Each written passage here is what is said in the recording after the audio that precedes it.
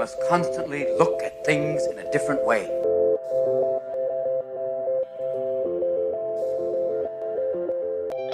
The Healthcare Education Transformation Podcast was created by two physical therapists out of the desire to learn more about the different educational roles in physical therapy and healthcare, and how healthcare education works by talking with educational leaders and people with different perspectives within physical therapy and across interdisciplinary lines on how education can be improved to disrupt the status quo of healthcare education. This is our journey, and thanks for listening. Are you a third-year physical therapy student that excels on tests when you have study guides, checklists, and deadlines? With all of the information available about how to prepare for the NPTE, it's easy to get disorganized and not feel prepared going into the big day. NPTE Prep Success is an online course that provides PT students easy-to-use study guides and step-by-step guidance through the NPTE preparation. To learn more, visit kylericeprep.com.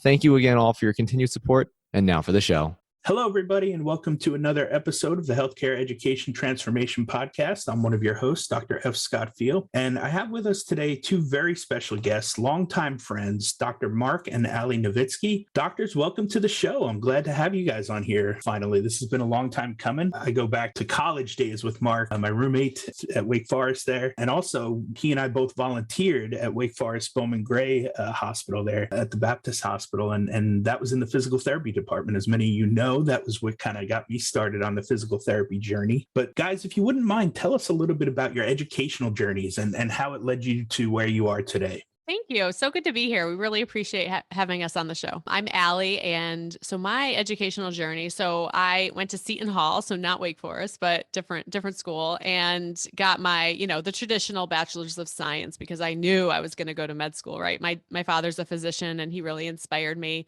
And so I took my MCAT, right, and got into medical school at Temple. And from there, 4 years at Temple, which was amazing. I can't even I feel so thankful that I was able to go to that school, quite honestly. And then from there, Temple Medical School, I chose a pediatric residency at Thomas Jefferson University and the AI DuPont Hospital for Children, and didn't want to stop there, decided I needed more education. So I became specialized in a neonatal intensive care as a neonatal intensive care doctor, and did another 3 years of fellowship, and then came out as a board certified neonatologist and, went to work right away. And so that kind of is where it starts, but I'm a lifelong learner, and then eventually went on and got my obesity medicine certification. So that's what you got for me. All right. Well, as F. Scott mentioned, we met at Wake Forest. When I went into Wake, I wasn't sure if I wanted to do medicine or business, and quickly decided I didn't want to make money. So I went into medicine. And so went the closest thing we had to pre-med there was health and exercise science, and then got into Temple Medical School, where I met my lovely wife. And through Temple, my father was also a physician, and he's a psychiatrist. And so I always heard about the field and was always intrigued. And I also saw he was a guy who thought outside of the box and always knew how to do the hustle. And so that was an easy fit, but I intentionally pushed that off until later in the third year clinical rotations.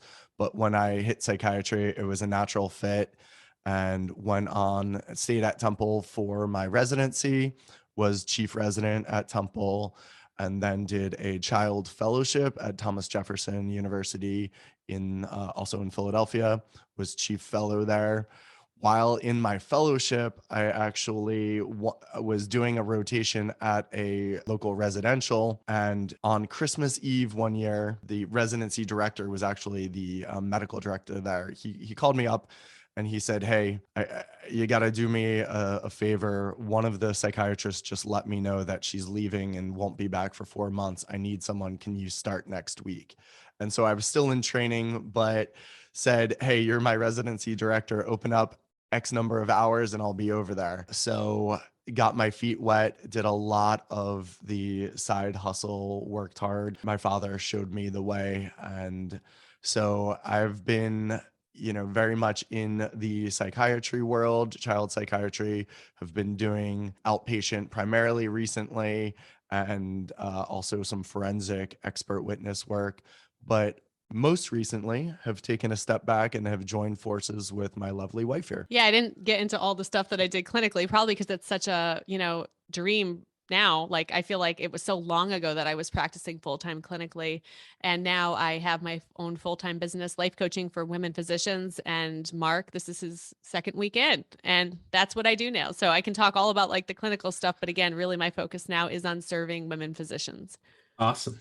Awesome. Well, let's talk a little bit about the how we met story, the love story that blossomed from med school to now married and 2 kids. Tell us, and now working together too. So tell us a little bit about that journey. So it really just started as a friendship. Everybody thinks that we're lying about that, but it's true. So about November of first year of medical school, somebody needed a little help in histology. Yeah, I'm more of an audio person. F. Scott and I love music. So throw some audio my way, great, but visual, not so, no bueno. Yeah. So he needed a histology helper, AKA tutor. And so, I lived in the Northeast, in Northeast Philly with my brothers, and it was kind of on the way to his house. And it just turned out that we started studying together and kind of just really developed a really nice friendship. We had other friends that we would all go out as a big group, really nothing serious at that point. But as kind of we hung out 24/7 is really what it became. I was the one who started to really have more than just friendship feelings.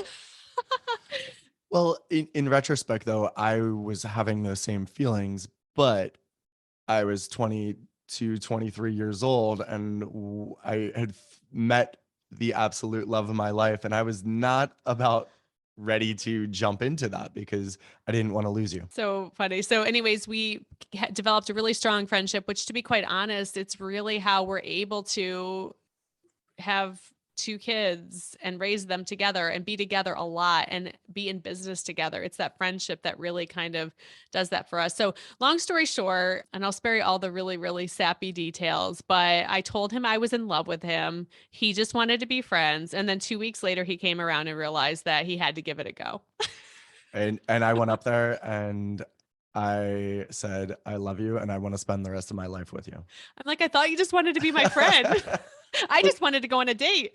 2 weeks can 2 weeks can do a lot to a man, it's So we started dating, and 3rd year residency, we got engaged. We were married by 4th year. And then we had our first daughter probably 3 or 4 years later when I was finishing up my fellowship.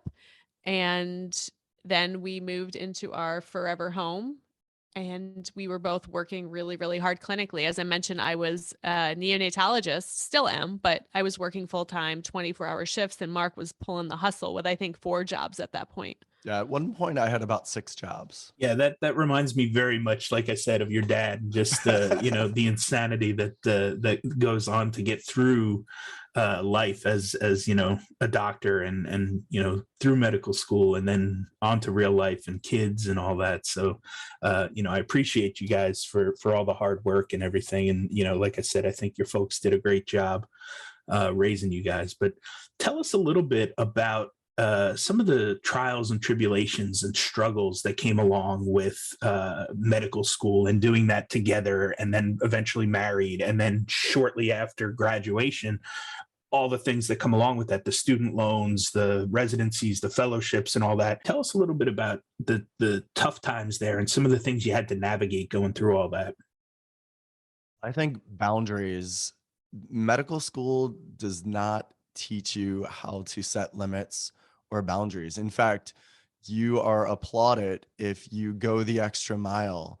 And it's not always for our patients. We're all going to do that no matter what. But if you're staying later, if you're giving up, if you're sacrificing your personal life, the best for the team, truly taking one for the team, you get honors. And so that's something that over time, we were always, if we look upstairs in the office, there's tons of awards that Allie has. My daughter was just commenting on them. Wow, you both have a lot of awards, but it was because we put our head down and we had this understanding. It helped that we were both doing the same thing and saw each other's perspective, but it's unsustainable. Yeah, I absolutely agree with that. So in terms of the medical culture, I'm sorry, I'm going to say it, it sucks. And what happens is exactly what Mark said. If you want to be successful, and think about who goes into medicine, right? Or medical fields, perfectionists do, right? So put your head down, be perfect. If you're not perfect, it's not good enough. And even if you're perfect, it's still not good enough. Don't go to the bathroom, don't drink, don't eat. You are basically being ruled by whoever gives you your W-2 paycheck. And I think that going through it, it felt really amazing because I had this guy by my side the entire time. So this was something we were conquering together. We got it. So I knew when Mark came home post call, he's allowed to sleep all damn day. And then we're going to go to Iron Hill and we're going to get nachos and we're going to get sweet potato fries and we're going to get some burgers. But right there, you see the bad habits that develop with being in kind of a really rigorous system. We're not super healthy typically, right? So in order to even go ahead and find the health mentally, especially, we know now that we have a huge mental crisis on our hands, the emotional health, we don't even talk about that. So one of the things that we talk about as physicians is that physicians don't really even know how to feel anymore because we're so detached. And that really kind of leads into the whole burnout piece. And then the physical. Okay. So, this is what I do now. I devote my whole career to helping women get healthy, women physicians getting healthy. Trying to find the time to fit a 20-minute workout in, trying to find the time to pack a healthy meal, trying to find the time to drink enough water or do a meditation, all those different types of things. So I think as we went along, I saw those things. Mark helped me to get through it and we made light of it. But I knew that couldn't be the end point. And so I feel for the people where right now that's where they're living. And so that's why I do what I do. And that's kind of where I was this last year with the pandemic, virtual schooling. The demand for a child psychiatrist or therapist in general was never more, because so many kids were struggling. Parents were struggling. Am I screwing my kid up? Which I just, with Allie's program, introduced one of those lectures. So and what did I do? Well, we've got 2 kids upstairs and I said, sure, I can do an 8 p.m. appointment. And my kids were up on their iPads and I feel really guilty about that. And what do we as physicians do when we feel guilty? Maybe we eat more, maybe we follow our vices. And I was living exactly what you're teaching people not to do. So I needed to make the jump as well. Yeah, I don't know how accurate this is, obviously, because I haven't gone through medical school. But one of the things very early on that kind of dissuaded me from heading that direction was a sense of almost like hazing, like being on call for like those many hours and like then having to still perform at a high level and work that hard. It just seemed like, well, there's better ways to do it. Why haven't we evolved to those yet? And it's like, well, we had to do it, so you have to do it. It's like we're just not treating our doctors. And I think now it's coming to fruition that doctors are leaving the healthcare field, or people are just not going into the medical field as much because they don't want to put up with the stuff they've had to put up with the last couple of years. So, kudos to you guys for surviving it and getting through it, which now kind of leads me to where you're at now. You guys have both kind of taken a pivot, and I love that. So tell us a little bit about how, you had the courage and the foresight to kind of leave the medical field sort of, or go medical field adjacent, I guess. And tell us a little bit about your business now, Allie, and what you're doing and how you brought Mark into the good side of things.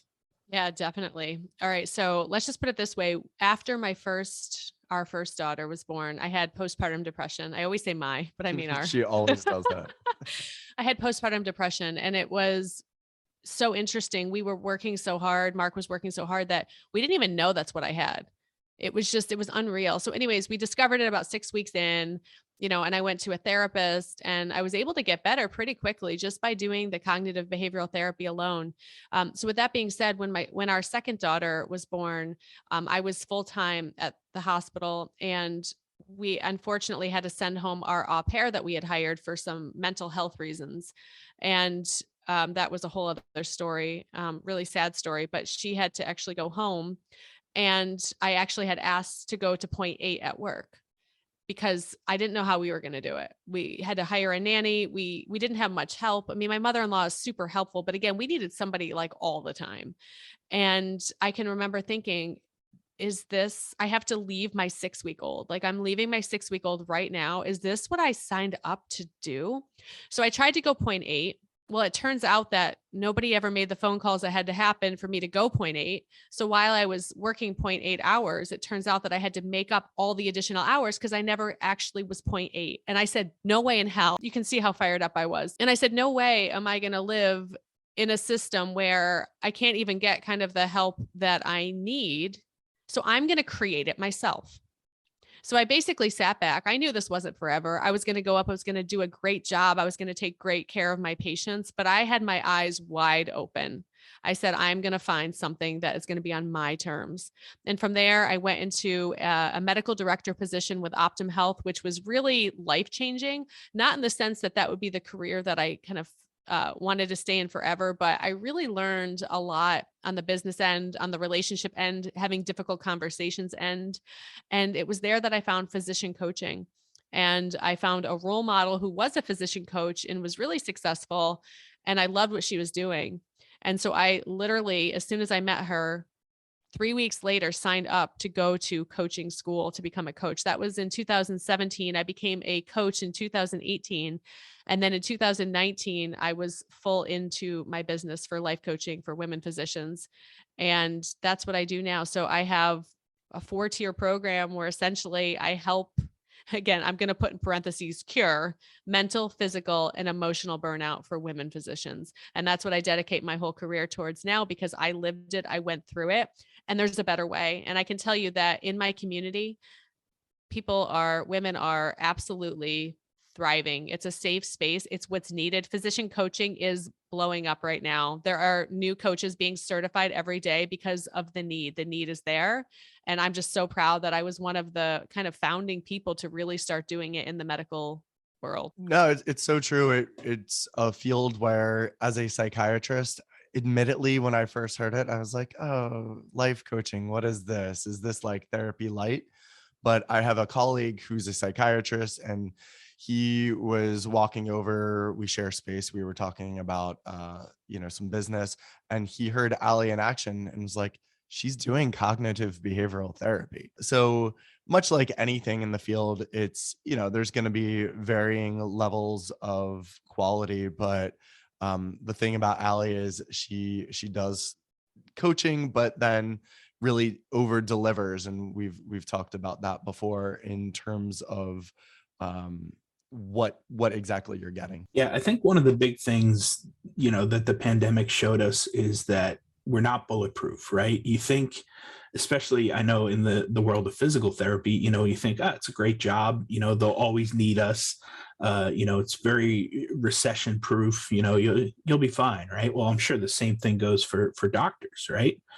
But the pandemic showed us that, the healthcare field was not exactly taken care of the way that it should have been on many levels, not just from like an employer to employee benefits and paycheck kind of aspect, but from a personal, internal mental health, physical health, emotional health, all of that. And it sounds cliche to say this, but even as healthcare providers, we're generally terrible patients. We don't do a great job of taking care of ourselves. We care enough to help everybody else, but a lot of times we're neglecting ourselves. And, I think sometimes we just need that reminder. We need a coach, right? I mean, even some of the best athletes in the world have coaches, right? So, I don't know if it was just, there wasn't too many of them, and it wasn't a big enough field that people just didn't know about it. There wasn't an awareness, or if there was a little bit of shame maybe, or feeling like, oh, I don't want to go to a coach. I don't want to admit I need help. But like, again, if it's good enough for pro athletes, I think it's good enough for the general healthcare provider, Well, tell me a little bit about this. Couples in the medical field happens, right? It's a thing. I had 2 couples in my PT program that ended up getting married. I see it in my students now that I'm teaching. It happens, at least once a trimester, one of the couples gets married. I'm sure in medical school, it's the same thing, couples happen. What are some tips and tricks and pointers that you guys have for couples that are going through a healthcare program or, whatever it may be? How do you guys kind of best navigate that situation? Because I know that can be tough. Having a relationship in general is tough, but then having the added pressures of both having to go through a medical program's got to be rough as well. How do you guys work through that? That's a really good question. And I'll talk about it, but I think like find somebody with the same letter last name that you have, so you don't have to change your initials if you decide to change your name is like definitely the first. No, I'm just kidding. I think it's really just finding kind of yourself before you decide to go and find somebody else. And the reason why I say that is because you're going to need somebody else in a relationship to offset what stresses you out the most. And so this happened naturally for us, but Mark is definitely, it's interesting. He's like very laid back on the things I need him to be laid back on. And then his other things he's not so laid back about, which is good. It serves us well.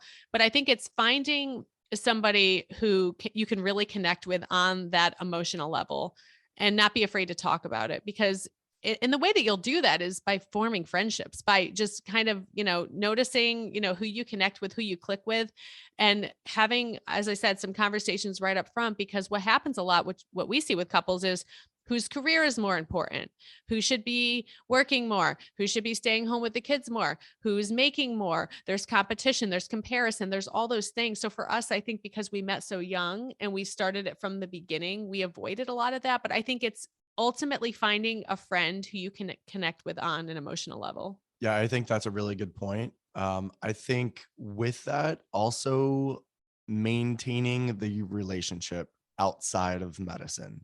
So we need boundaries, and it's something that we talk about a lot, and you have to keep working at it too. So we actually have meetings, business, parenting, and then relationship, just kind of check-ins routinely.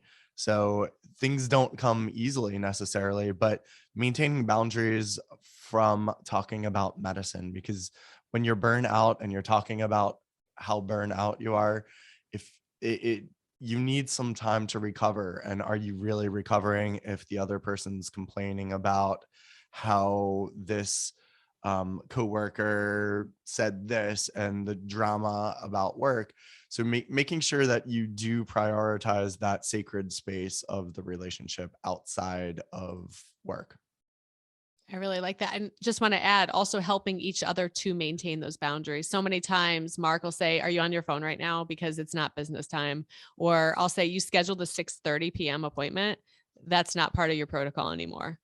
And so I think like having somebody to be able to back you up, because as you said, you can set the boundaries, but the harder work is maintaining the boundaries. Yeah, accountability, I think, becomes huge in any relationship, and having that partner that can not only back you up, but also hold you accountable to the things that you said you were going to do is very huge.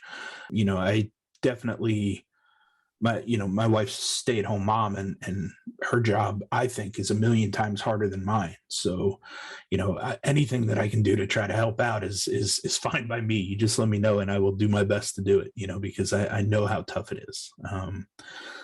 So I have one last topic I kind of want to touch on before we get into the big question that we ask everybody.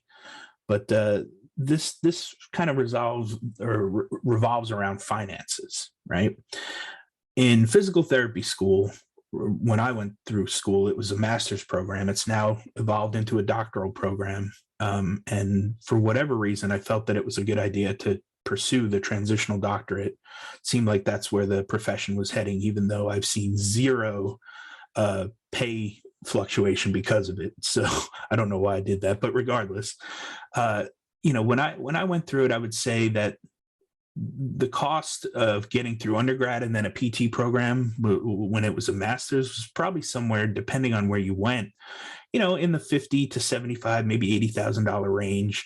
It's slowly crept up now, and we're looking at student loans upon graduation for DPT students anywhere in the $100,000 to $300,000 range for a job that, when you first graduate as a new grad, you may be making $65,000 to $75,000 a year. I mean, you could hit a six-figure job if you work in the right location in the right setting, like a home health or a skilled nursing facility or something. But it's not very, very common. And I think the debt to income ratio for physical therapy is bad and getting worse, right? It's becoming not very sustainable. Med school has got to be even worse than that. I can't even imagine the amount of debt that comes with going through undergrad and then med school, then residency, then fellowship. It just seems to keep tacking on. And eventually you do make the salary to kind of help offset that. But, what does that look like going through all those programs for med school and then leading to residencies and fellowships? And what does the financial burden feel like for that? And how do you kind of best attack that, as a couple, especially with both being doctors? And I think the other thing to add here, which is probably even a bigger issue, is that most people going into medical school aren't having great financial advisory.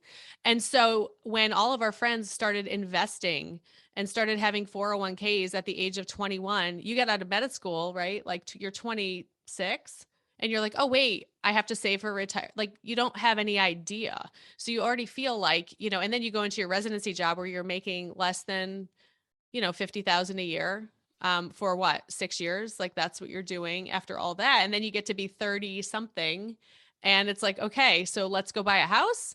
And so I think there's this big, huge misconception that doctors are rich and doctors make so much money and they can afford it. They're a doctor. We actually have, people come to give us quotes on things we need done around the house. Oh my gosh, 75% upcharge, I'm sure, because they think that we're physicians and we can just, go ahead and afford it. And I can tell you that, I think every situation is completely different. I think, yes, if you're taking out full loans, well, it depended on, where did you go to undergrad? Did you take loans out for undergrad?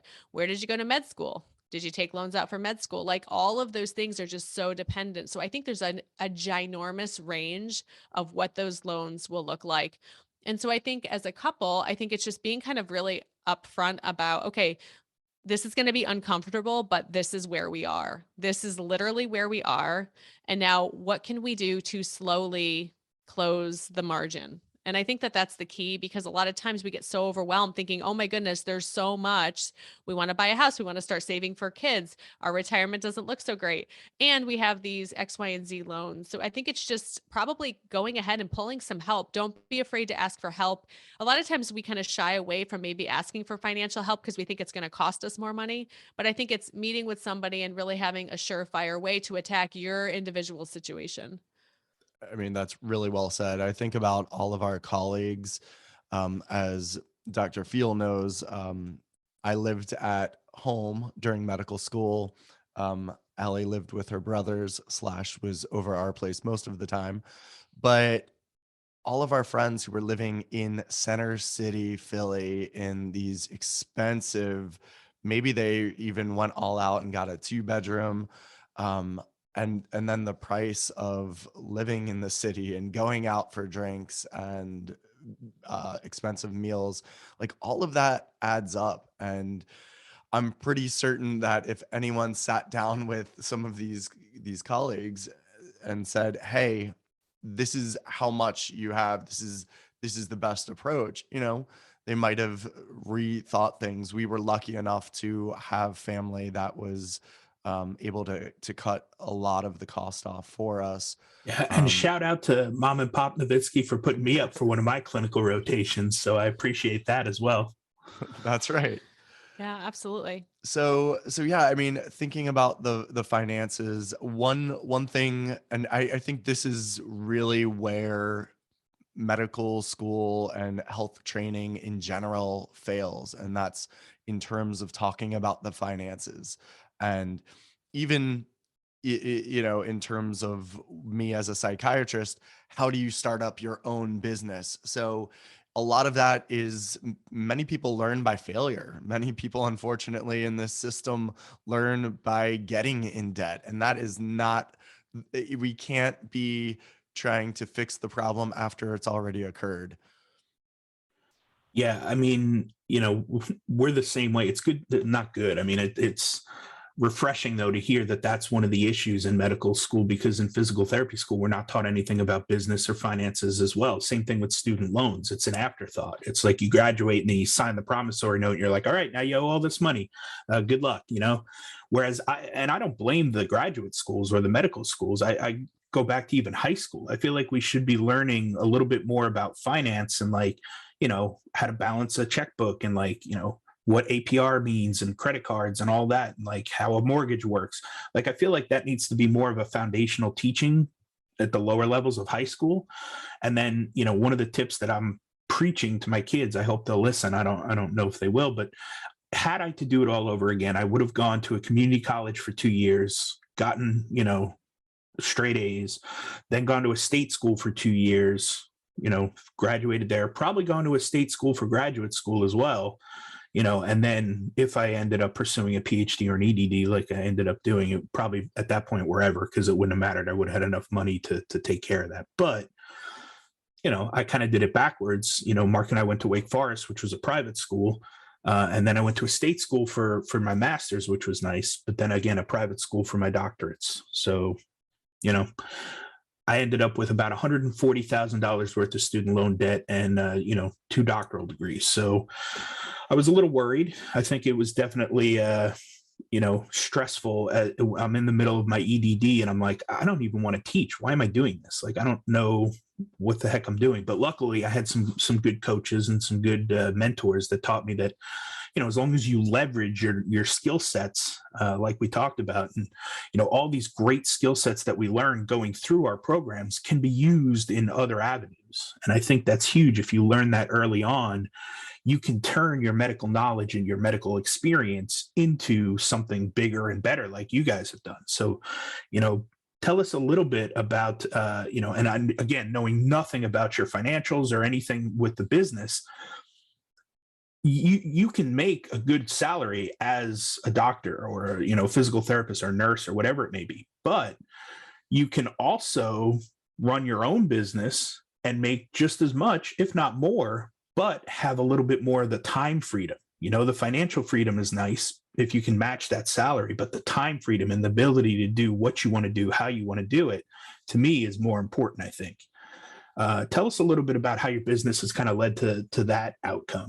Yeah. So, when I first went into my business, it was very much a side business. I was still doing my full-time role as medical director. And Mark was really the one bringing home the income. He was, I was making a good salary. Do not get me wrong. I was making plenty of money as same kind of salary as you would expect for a neonatologist. And from there, Mark was definitely hustling and doing all the things. And then when I was in the side business and my salary was approaching, what I was bringing in income wise from the business was approaching my medical W-2 salary, I knew it was time. And that was kind of the goal I set for myself. Now, I didn't think it would surpass that right away, but every year it kept doubling. And I mean, I'm really proud. This year we actually broke 7 figures. And that's with, again, 3 employees, a couple of contracted coaches. Now, it'd be nice to say that the time factor, I work my butt off right now, which I'm going to put it out there. This isn't oh, it's so passive. I'm making passive money. No, well, I'm entrepreneurs hustling. will work 80 hours a week so that they don't have to work 40 for someone else, right? That's exactly right. And so with that being said, and again, I'm not one to really talk a whole bunch of numbers, but I do put that number out there because I want people to know it's possible. It really is. And I think it's possible for anybody who has the passion to want to do it. I absolutely do. There's a billion business models. There's one that will work for you. And if you have the drive, you can make it happen. And so I want to put that insight out there because if I didn't have that insight, if I didn't have that hope, I think I would have been in a very different space right now. Yeah, and to kind of follow up on that, I think as we're talking finances, something that we learned that was not taught in our training is the difference between being a 1099, incorporate it, and everything's running through your business versus being W-2. Getting 1099 income gives you a lot more flexibility if it's coming in through the business, because then there's a lot more potential tax exemptions. Yeah, I think it would have been really helpful to have somebody come in, early on in the medical programs, first semester, and just coach this stuff and teach this stuff. And it may, take one or two classes, maybe more, I don't know, but it would be nice to have somebody literally track and go through your entire journey and what it's going to look like when you graduate, when you take all these loans, if you have to, and whatever it may look like for different people. Just kind of runs through some of the scenarios so people can see what it is they're actually signing up for. Unfortunately, I feel like that might lead to a little bit more dropout, but you know, I think it would also avoid some of the unpleasantries that happen after you graduate and people are mounted with this crushing level of debt. And again, it's just part of the broken system, a broken educational system that eventually leads to a broken medical system. I don't want to go too far down that rabbit hole, but we're struggling right now. Healthcare is definitely struggling, and it takes champions and warriors like you guys to kind of turn that around and get the message out there that, hey, look, there is hope. There's people out there that are doing the right things, that are trying to help. You just got to find them. You got to use your network, get out there and talk to the right people. I know we talked about bad financial advice and how that can lead to bad roads and bad routes, but I think it can be navigated if, you're talking to the right people. So I think, kudos to you guys for doing a great job and helping a good group of strong and powerful women that are going to be the next leaders in healthcare and hopefully turn this thing around. Well, I have one final question for you guys. It's a question we ask all of our guests. If you could change one aspect of higher education, whether it be med school or whatever, what aspect would you change and how would you change it? Yeah, this is the first thing that came to my mind. I would actually say, don't pick your educational path based on what you think you want to be. Pick it off of what is your passion and what's going to support your passion, and then find out where it goes. Our older daughter, she is very gifted in art. And before I became an entrepreneur, I would have been really worried. And I would have thought, okay, great. So she's going to sell some paintings. Well, hey, now you can just get her an NFT business, and just let her put her art out there. She'll be fine. Well, exactly. And now I'm like, we're on to something here. So do you see, I think that it can open up a lot for society by higher education saying like, hey, listen, let's see what your strengths are and let's go after those. It's kind of even like the school we just put our kids in. It really stresses academics, athletics, accountability, and just being a good person. And so through that, they're going to discover what it is that they were meant to do. And I just think that if higher education can kind of take a lesson from that, I think we're going to have a lot of people who are really darn passionate about what they're doing. And whether it is medical field, which it will be for many, they're going to approach it with a much different mindset. Yeah, that's a great point, Allie. I think, not college isn't made for everybody, and that's okay. I think we need to not normalize that. I don't like using that word, but trade schools are totally fine. If you're totally into, cars or mechanics and stuff, do that, do you, what's going to make you happy? I think if we preach that again at a much younger age, I think it would sort a lot of problems out further on down the line with people going into fields or doing things they didn't really want to do because they were trying to appease somebody else or whatever it may be. But yeah, I definitely think that's a great aspect. Mark, how about you? Yeah, it's funny you mentioned the mechanic. Our next door neighbor, he owns a shop, and he was just preaching the same thing last year when we met up, or actually the summer when we met up. And he was saying there's just such a need. So few people are going into that. We looked to do an addition on the back of our house, and everything was jacked up just because there's such a shortage of workers, and plus the supply costs up. To answer the question, what is one thing that I would change? I definitely would have appreciated more in terms of guidance in with finances, just because even the idea you mentioned, the 401k, being able to put some of that money away pre-tax and build that up over time. You look at what the market's done, and it's like, you mean I would have had this much of a nest egg if every year I was able to, cut some corners here and there, and maybe not go to Starbucks every morning and instead put X amount into this account. And a lot of our friends, F. Scott, from college went into business, and we quickly, while we were still in school, saw them with tons of money to blow, and financially they were putting all that money away, and they're doing pretty well for themselves at this point. But you and I were still scraping by and hitting up the ATM and paying for it later. So yeah, I think having more emphasis on career-based outcomes, not necessarily just what's in the best interest of the institution.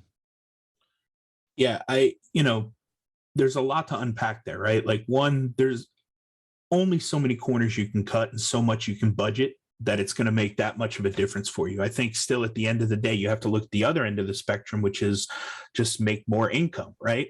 So again, I think what you guys are doing and starting your own business, to me, that's most of the time, that's the answer, is starting your own side hustle or business. And if it grows to be a full-time gig, great. But at the very least, there's some tax implications that are helpful. There's a lot to benefit from if you start your own business. So I think that's always an option. I think people need to look into that more. But at the end of the day, even if you have that money coming in, you still have to know where to put it and how to use it and how to make it work for you, right? Again, 401k, I max out my 401k with my employer just because they match, but like, I'm not using that for my retirement. That'll just be a nice little payout whenever I do retire. To me, it's the side business and the side hustles that are kind of helping me gain the income that I need to now invest in things like rental properties, cryptocurrencies, NFTs now as of a week ago. Like, that stuff didn't even exist when we were around and thinking about this stuff, but at least I'm trying to keep the finger on the pulse so that, I know, because again, nobody's coming in and teaching us this stuff. I feel like Kairos maybe do a decent job to talk about business and marketing throughout their programs.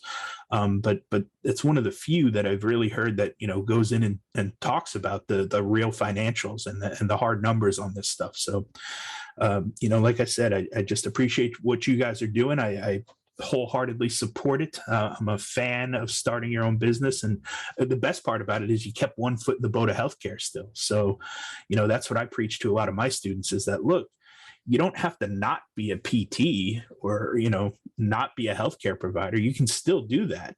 But there's other ways that you can use your skill sets that you learn to kind of incorporate that into helping others, whether it be, within the healthcare field or even if it goes outside of it a little bit. But,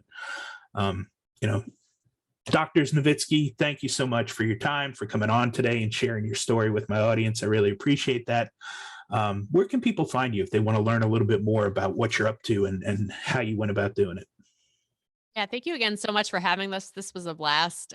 So we are at www.lifecoachingforwomenphysicians.com, and everything can be accessed right there. We have a podcast, we have a blog, we have lots of goodies, and we're creating more. And that's always just updated right on the website. Awesome. Thank you so much, you guys. And I look forward to seeing what your journey brings in the future, and keep doing what you're doing. Keep fighting the good fight, because I promise it's making an impact. Thank you, sir. Hopefully we can actually see you in person one of these days. I hope so. Lord willing and the creek don't rise, this thing turns around at some point. We can go back to normalcy. Thanks again. Access to healthcare is one of the largest issues facing both providers and patients, as millions of people worldwide lack timely and affordable access to healthcare. Anywhere Healthcare, a telehealth platform, is a simple, low-cost option for providers and patients that eliminates the barriers to access to all kinds of healthcare. To find out more, check out anywhere.healthcare, which is available in our show notes. And if you use the code HET in all caps when you email to sign up, you'll save 25% off the total cost. Thank you for attending class today, and we hope that you learned something and gained value from the content. If you'd like to schedule office hours with us, feel free to add us on Twitter at HET Podcast, on Instagram, HET Podcast, on Facebook, the Healthcare Education Transformation Podcast, and the homepage, healthcareeducationtransformationpodcast.com. And for those of you following along in the syllabus, extra credit can be obtained by liking us, sharing us, and leaving a review. Let's continue our journey up Mount Educational Success as lifelong learners.